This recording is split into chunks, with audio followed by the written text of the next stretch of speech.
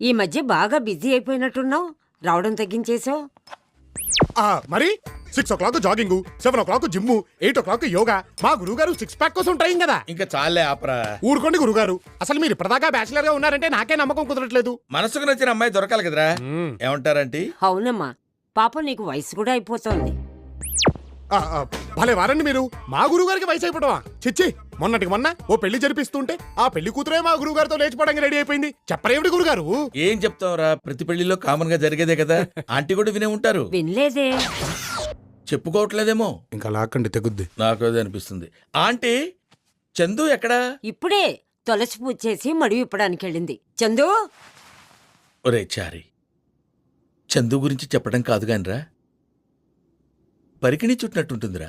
మీరేమో పాడికి పంచకట్టినట్టుంటారు. మ్యాచ్ అవుద్దా? పిల్ల వచ్చారు.